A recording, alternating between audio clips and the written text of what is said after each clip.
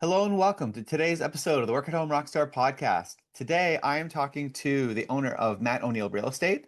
He's also Tide Property Management, and also he's a happiness coach.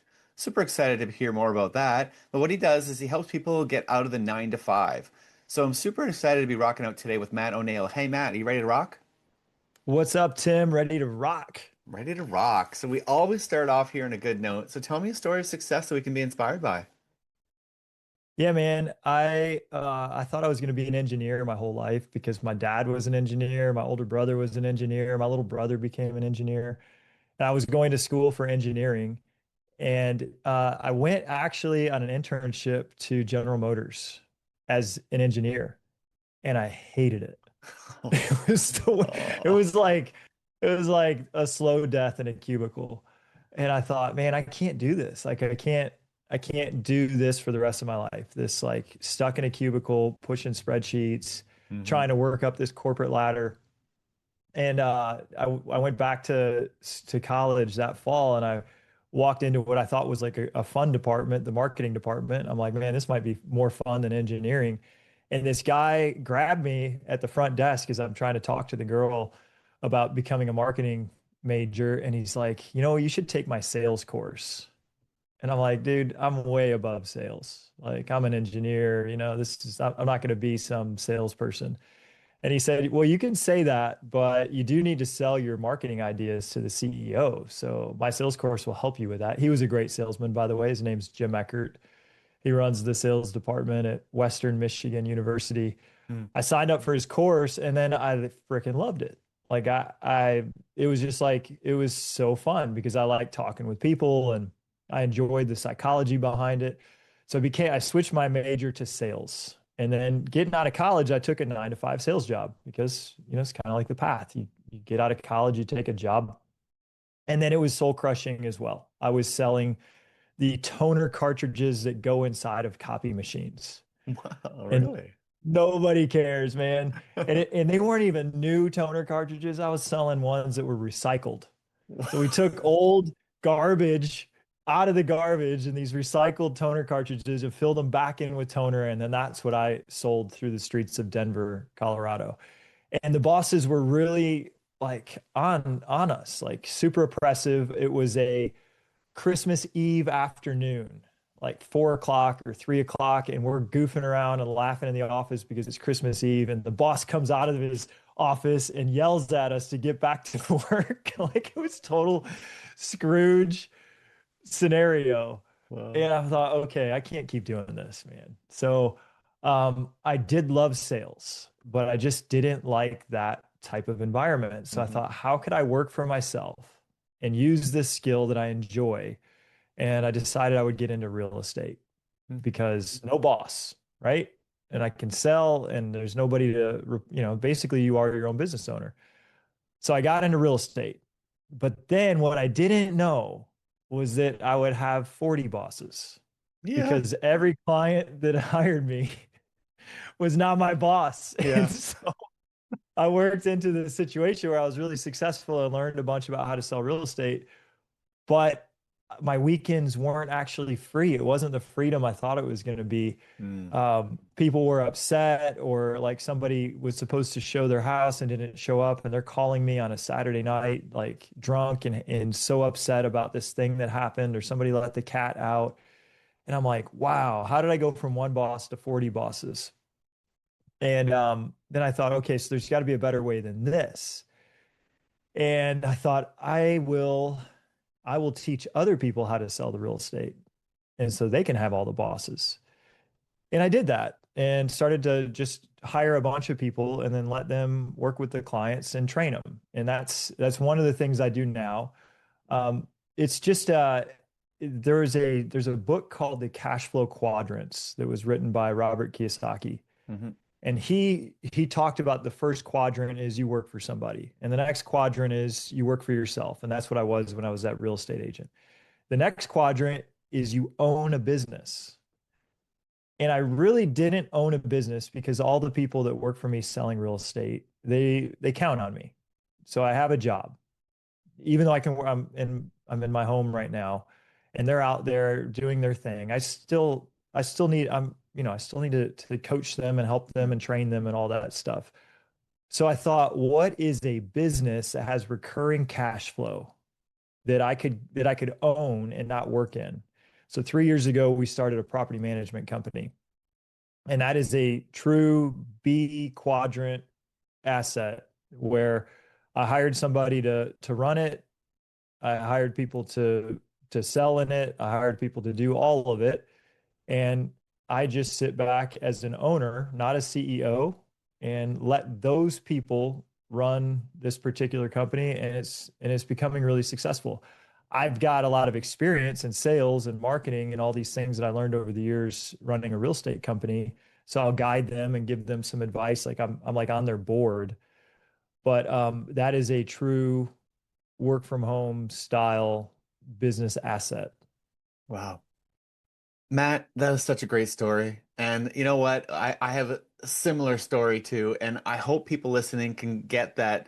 It's like every time you get to one point, you're like, okay, that's what I thought I wanted. But now I need to refine that. You keep on refining and refining and refining until you get to the point where you're actually free.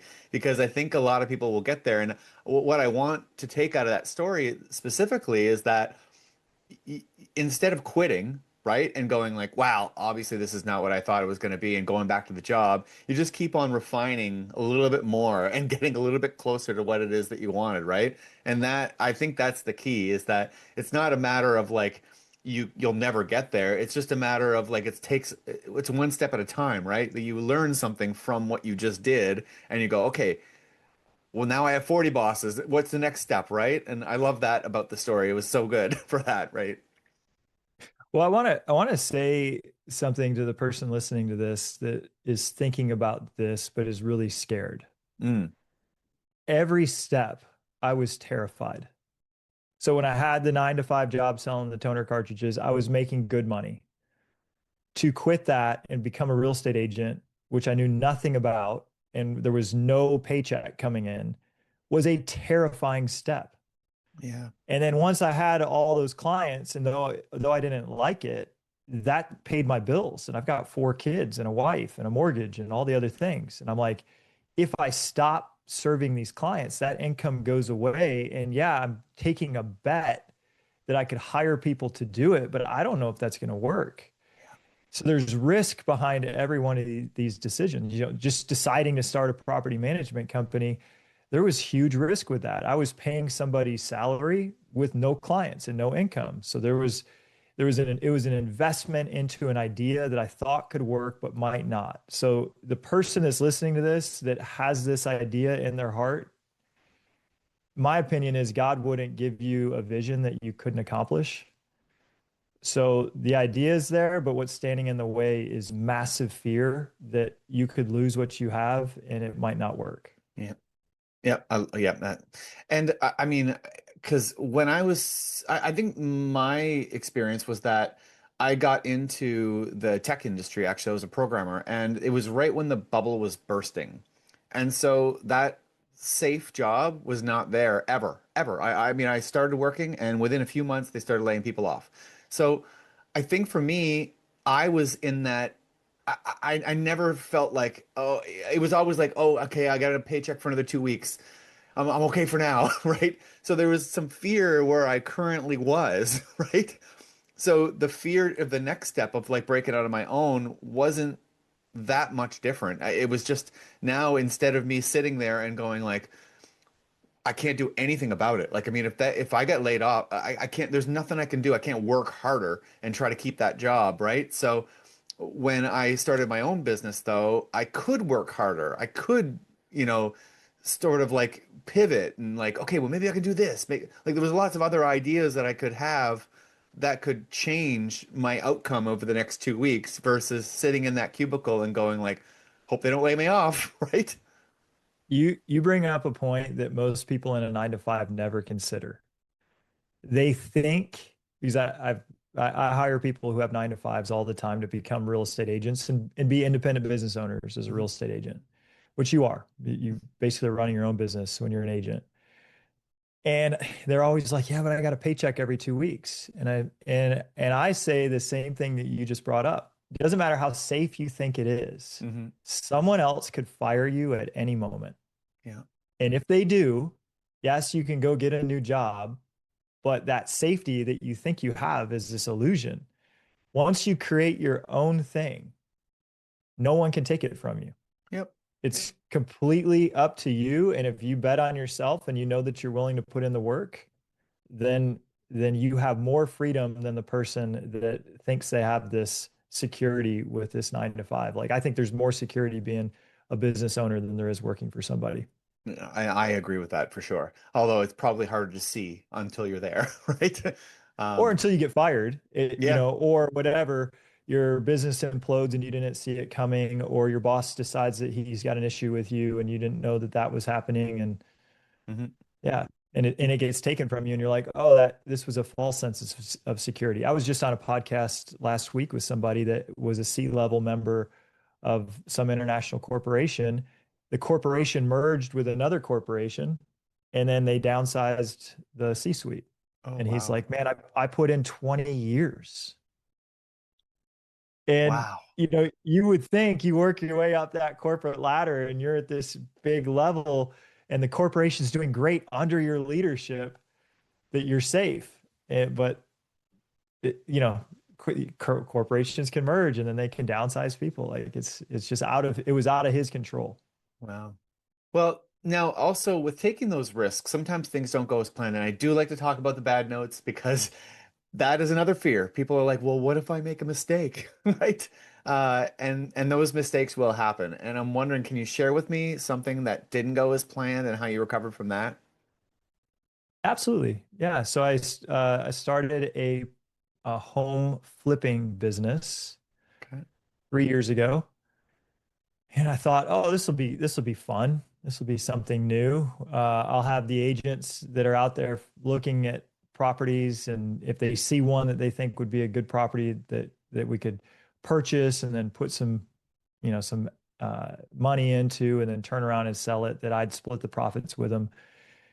And so we ended up with 26 in the first year, and Wow. it was going what we thought really well. But to get the loans for all these properties, I used hard money, and we had 4 million in loans out. And something that I couldn't see coming, the government decided to double interest rates in 30 days. And we're sitting on 13 mid-construction properties, and all of a sudden they're worth way less than we purchased them for after we're putting 50, 60, 100K into each of them. And my wife is sitting there with me as we're looking at this impossible situation. We're like, man, we don't have $4 million to pay these loans off. And all these properties I can't just put on the market and sell. They're all like studs and construction sites. Hmm. And even when we're finishing them, we're having to bring 60,000 in cash or 100,000 in cash to the table just to get out of it. And she's like, man, they might take our house. And I'm like, that this was a riskier situation than I expected. And this was it was a really tough situation for us to be in. Wow. Um, at that moment, I thought, man, I didn't think I was betting at all. It just seemed like a good business venture that I know real estate. I know what houses are worth. What I couldn't see was what I couldn't see. I couldn't see that the government would double interest rates and then values would plummet in 30 days. That was what would seem like a black swan event that you couldn't see coming. Um, Ultimately, we ended up taking our lumps, and one at a time, I sold each of the properties for losses, and we got out. And it was July. I think it took me like 8 months to finish them, and then just get out of it. And then that was great. We got the $4 million paid off. We lost a bunch of money, but I didn't lose it all. The Wow. 4 million in hard money would have taken us out, but there was enough as we sold them that we got it back that we could pay the loans off and get out of that tough situation. What I learned from that was don't risk your house. Yeah, it's a good lesson. It was a great lesson. And I promised my wife I'd never do that to us again. I just read this awesome book on finances by Morgan Housel, um, called The Psychology of Money. And he had a line in there that I circled and circled and then wrote down and then I've thought about a whole lot because of the experience I had. And he said, don't risk money you do need, Mm, chasing after returns you don't need. wow. And he said it was exactly what I did. I needed money to keep my house and have a place for my kids to live, but I didn't need the extra returns from this home flipping company. So could we have flipped maybe two or three homes at a time instead of 13 at a time? Absolutely. I just didn't. And this is what he said. He said during the course of the United States GDP, it's always up and to the right. And he had like 200 years of up and to the right. And then he said during this 200 years of up and to the right, we've had five major world wars, four presidents have been assassinated. The market has dropped by 10% or more 100 times. The market has dropped by 33% or more, like 30 times. He said, so whatever bet you're about to make with leverage and debt, can you hold this thing if everything drops by 30% in value? And he said, if you can't, then you shouldn't make that bet. And that's exactly what happened to us is I'm holding a bag of $4 million dollars and everything I thought had value had dropped by 30%. It was just one of those black swan moments for real estate that you can't, and it's his whole point. You can't see coming the next president assassination or major war that's going to happen, that's going to disrupt everything, or COVID, the Yeah. pandemic that can come and change the world.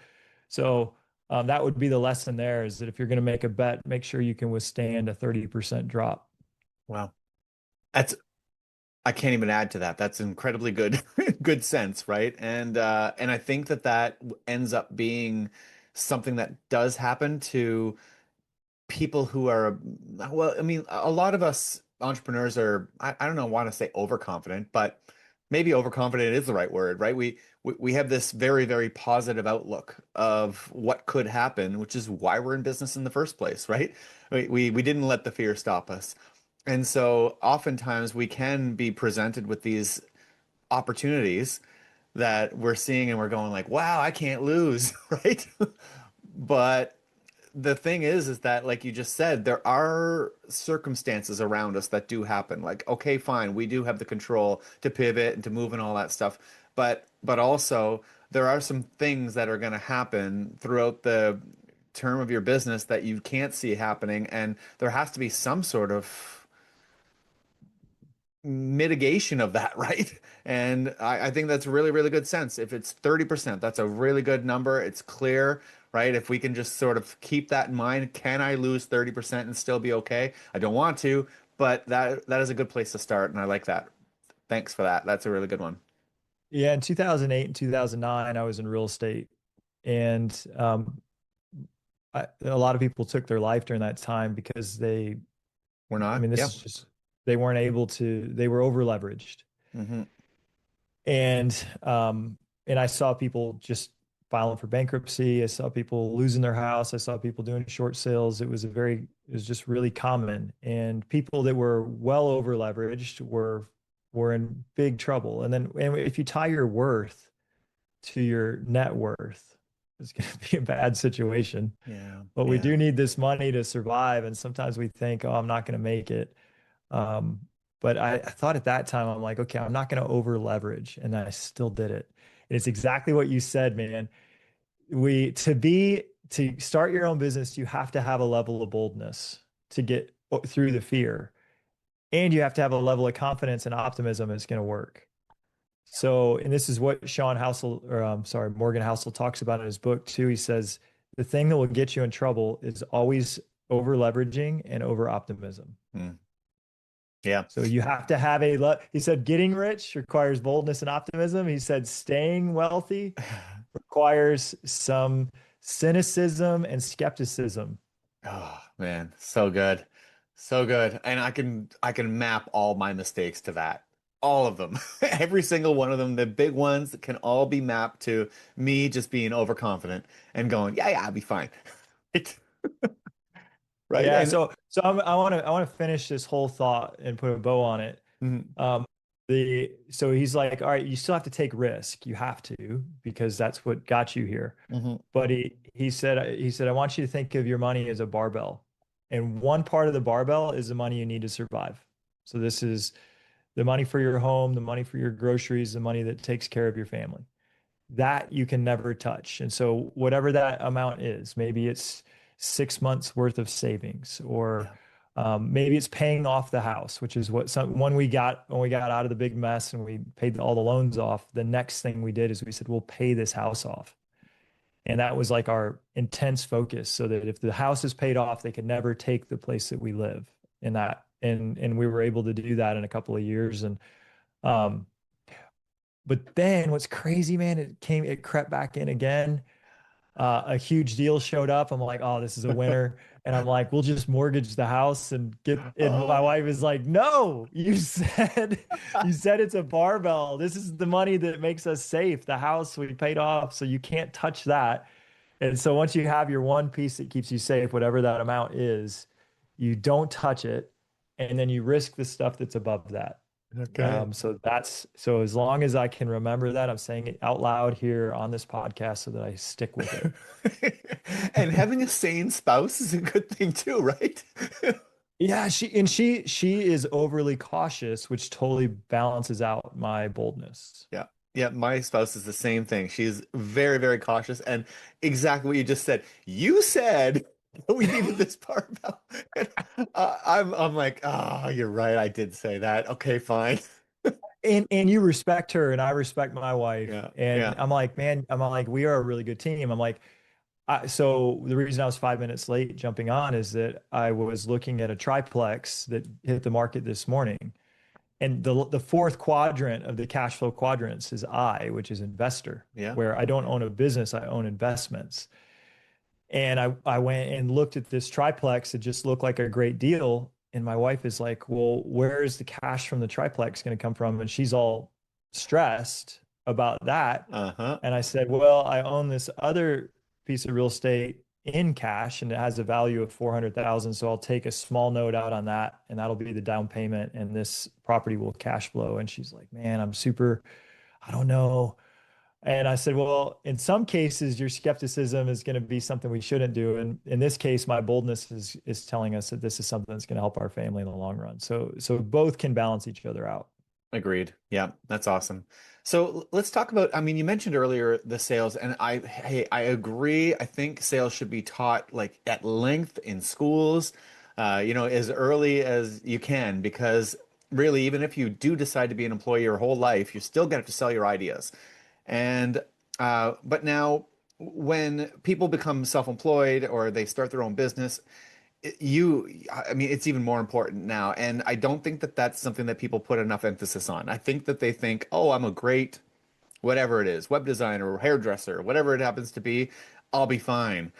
But you learn real quick that no, no, you won't be fine unless you get out there and do something about it. And so I'm wondering, how do you get the fans? How do you get people in the door to be, to like you, I guess, and do business with you? Yeah, sales is the lifeblood of every business. And I've got friends who buy underperforming businesses and turn them around, and the biggest lever is sales and sales systems. Hmm. And I've also heard CEOs really only have a couple of roles, maybe three roles, and it's building a team, and it's being the chief sales officer and the chief marketing mind. And that doesn't, people are like, man, that doesn't seem right. A CEO shouldn't really have to be involved in marketing and sales. Well, if you watch companies that were absolutely thriving, that then stopped thriving after a CEO successor takes over, a lot of times they hire the operational guy, Oh yeah. the COO, the one that understands how to make the widgets or make the system run right, or do all the operating. And then great, the operations are efficient, but they start losing customers and the company gets into trouble. Hmm. And then they have to bring back in that creative sales forward thinking person. So if you're thinking about owning your own business, you have to be relentlessly focused on improving your ability in sales and marketing. It is all about customer acquisition. You can't be more efficient with customers that you don't have. You can't have better operations when there's nothing to operate on because you didn't make enough sales. So that's my obsession is how can we get more clients? How can we get more ideal clients? Where do they live? How can we find them and how can we market to them in an effective way? If it's an obsession, then you study everything you can study, you read every book that you can read, and then you're thinking about it in the shower and like new ideas come to you. I'm always testing and trying. I love talking with other people to see what they're testing and trying. So I feel like you kind of have to have a test budget where you're making small bets all the time. Like Yeah. I started a YouTube channel. It was a bet. I didn't know if having a YouTube channel was going to be successful in real estate or not. There were some people who were doing it to a high level of success. The cost was pretty high. It was like 50 grand for the year to do this. I took a risk on it and then it paid off. And then all of a sudden we're the number one YouTube channel and people from all over the country are watching these videos for long periods of time, having a lot of trust in me and then coming to work with our team. Other things I try out and I take a bet on, they don't work. So then we cut them. I usually want to give something that we're testing 6 months to 12 months. So that's the other piece of it. If you're going to try something out, you have to have enough patience to see it through. I agree. Now, when we talk about, building a band, right? I mean, finding people in your business to work for you, whether it be partners or whether it be subcontractors or employees, is there sort of a process that you go through to make sure you're finding the right people? Yeah, man, it's the most important thing. Our real estate company was named the number one place to work out of 470,000 companies in the state of Wow. South Carolina. Congratulations. And thank you, man. It's like the one thing that I'm like the most excited about Hmm. is that people like to work at the place that we've created. But they like to work together. Like if you look at what do people want in their workplace, the most important things are not compensation, but that's one of them. So you have to Hmm. pay, in my opinion, I want to pay better than average. I want to say, okay, this is what everybody's paying. I want to pay above that. I don't want to pay the most premium because then I won't be able to afford other things. It's like an NFL salary cap. Hmm. You only have so much money.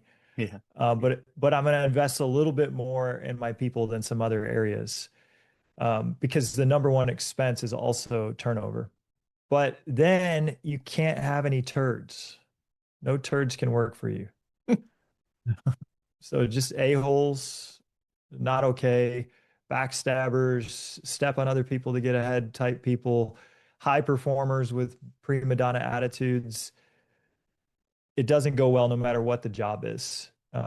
So I look for first when I'm hiring somebody, and this could be a partner. I only have one partner. So a partnership is like a marriage. Like you got to be really sure because a Yeah. divorce is super ugly and difficult. But if so, if it's a partner, man, you better know this person really well and say, man, can I spend my life with this person? Mm. But if it's a vendor, even they're the way that they behave is going to be a reflection of you. And definitely if it's somebody that's going to work for you, I start with core values. So in the book Good to Great, he talks about you should set 5 core values for your company and no more. And these 5 words should mean exactly who you're looking for. You should hire people that match those and you should fire them if they don't match them. So I Mhm. just took that to heart and that's what we do. Our first core value is that we work with integrity. That's doing the right thing when nobody's looking. That's our one-liner definition about what that means. So then people that we see doing the wrong thing, like, man, you're not a fit here. Like, hey, you stole this client from somebody. That's a lack of integrity. It's just not a fit with who we are.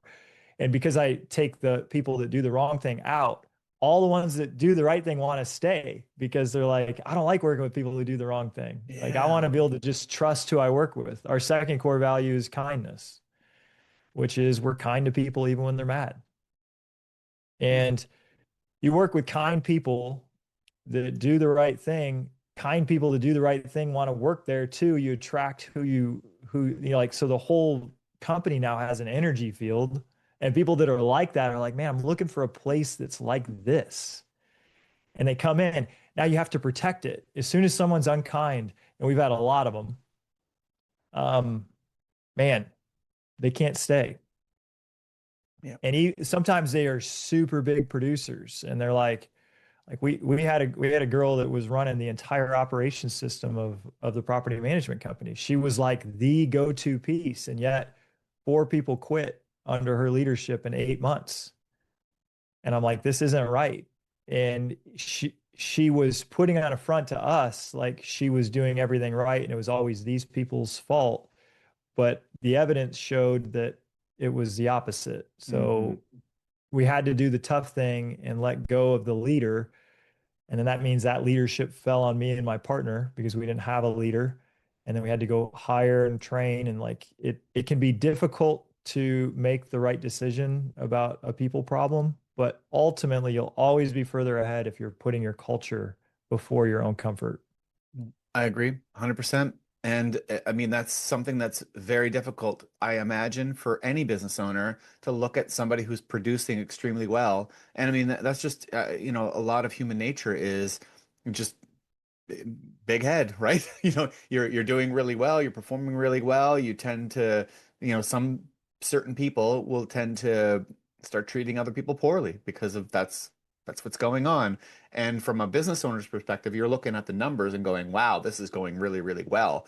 But what you're not seeing, as you mentioned, is that everybody else and just a toxic person in that group. And unless you only need that one person, then everybody else is gonna be tainted, and you're better off to get rid of the person that is performing in those situations, and that could be a tough thing to do, right?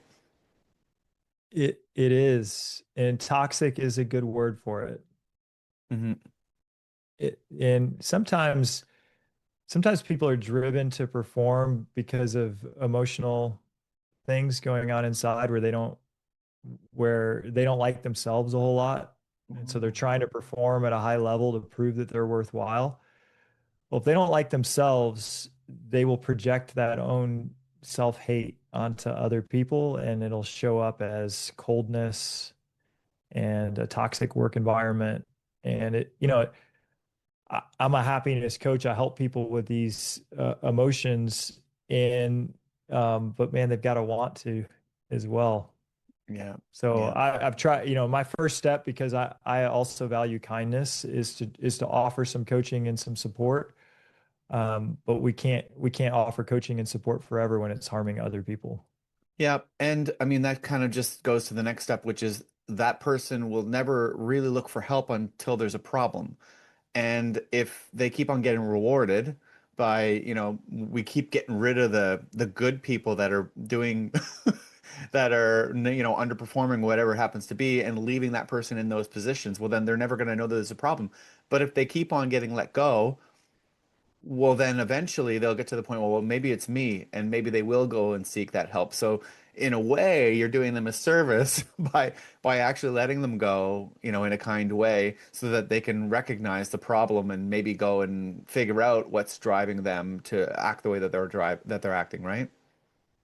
Yeah, I agree, man. Sometimes it is the wake up call that they need. I can only hope that for the Yeah. people that we've let go, that if Yeah. that we've had those conversations with, like, hey, we like you as a human being. We think you can grow. Hopefully, this is a opportunity for you to grow in these ways. But Right on. you don't know if they will. Yeah, It's you up to don't. them. Yeah. So let's move to your solo. So tell me what's exciting in your business right now. Man, the most exciting thing in my business is working less. Yep. I had a mantra last year, which is do less, because we've got four kids. My oldest is 12, and she's already like, so she spends so much time in her cheerleading and with her friends. I've heard the statistic that you spend 80% of all the time you'll ever spend with a child up until the age of 12. And then once they hit the age of 12, you only have 20% of the time you'll ever spend with them for the rest of their life. Wow. And I'm like, man, it's pretty tough, because I got one that's 12. My 80% is already gone. And then I've got another that's 10. So I've got 2 years left of that 80%, and another one that's 8. and then another one that's 4. And I was on the board for Make-A-Wish, South Carolina, and I'm a big fan of that charity. And it Hmm. didn't seem like a lot. It was a meeting once a quarter and fundraising and things like that. But even though I'm passionate about helping the kids and I'm passionate about the organization, and it didn't seem like much time, it was psychic energy that was going into it. And then I had this Hmm. podcast, and my podcast was helping people be happier. And it had nothing to do with business and success. I'm just passionate about helping people with mental health. And that didn't seem like much time. It's just an hour episode every week, but finding great guests It's a lot. Yeah. and preparing great questions and recording the episode and then promoting the episode and all the things that go into it. So these were two big things that I really enjoyed that I was passionate about, and I shut both of them down last year. And then I let go of my office at work, and now I'm working in, and we built this hide a bed in our guest bedroom, that is, so now I get to work out here. And I did all of this intentionally so that when I get done with work, I'm just here with my kids.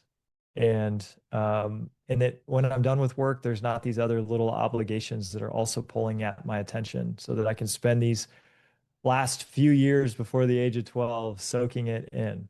And Nice. last night, so we did something else too, and this is a pretty cool tip. We decided like maybe 8 months ago we would do no screens Monday Ooh. through Wednesday. And that includes me.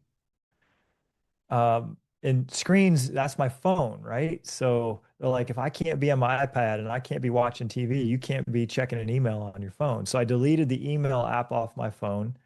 I deleted all the social media apps off my phone. So my phone would become less interesting. I could still, of course, log into my computer and check my email or log into my computer and check the social media things. But so yesterday was Monday, and it's a no screen day. And I'm tired as heck. It's the end of the day, and Mondays are big days for me. And my son starts crying because my wife is taking my daughter to cheerleading, and he's like, "Oh man, I want to be with mommy." I'm like, "All right, dude, what do you want to do?" And he's like, I just want to be with mommy." And I said, "What if we took a ride to the big park?" And he's like, "All right, I could be kind of into that." And and then I went to my 10-year-old and I'm like, "Hey, I'm thinking of taking Brady to this park. Do you want to go?" And she's like, "Yeah, I could be kind of into that." And so we get to this big park and played tag around this park for like 2 hours. It was a beautiful night. We're running all through the park. We get home. My daughter's like, "Hey, do you want to play a game of horse in the driveway?" And I'm like, "Psh, why not?"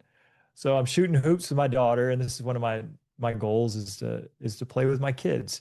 So the no screen thing, Monday through Wednesday, it is more work, it is more effort, but man, I've got memories of chasing my kids around that park and playing horse with my daughter that I wouldn't have had if they were allowed to watch TV or sit on an iPad and I was allowed to look at my phone. Mm, wow. Brilliant. That's amazing. So, wow. So much there. So now you obviously help people to get out of that 9 to 5. So how can people find out more about, being able to create those memories like you do? Well, I do happiness coaching, and if anybody's interested in kind of my philosophies on that, I wrote a book that talks about how to get out of the 8 primary negative emotions that keep us from happiness, and then how to choose positive emotions. It's 2 parts to the book, and the best place to find it is on Amazon. It's called The Good Mood Revolution, and that's a really good place to start to plug into the way that I think. Awesome. One more question. Let's get into music a little bit here. So tell me, who's your favorite rock star or band? Man, I've had a lot of them over the years. When when I was in high school, I was obsessed with the Beatles. Yep. And um I think to me it's the greatest band of all time. I just heard that what made the Beatles so extraordinary was Paul was classically trained in music, so he had all the musical training to keep the scales right and follow the patterns that good music is, and John had no training. And so John was doing all these out of the box things, and then Paul was like putting some structure behind John's wild ideas, and which is what made them such an incredible music group. So I'm just gonna stick with them. Yeah, Beatles my favorite too. I say that same story many times. It's actually amazing what they were able to do because of that. And you know what? Business follows that quite a bit too, right? I mean, if you're thinking within a box, so then you're not going to come up with these crazy ideas that nobody has thought of before, right? But if you're all out of the box and you're super crazy and there's nobody keeping some structure, it can just sound messy and not actually be great. So you Yeah, need both pieces. absolutely. Right on. Awesome. Well, thank you so much, Matt, for rocking out with me today. This has been an awesome episode. Tim, I really appreciate it. Awesome. And to the listeners, make sure you go to workathomerockstar.com for more information, and we'll see you next time on the Work at Home Rockstar podcast.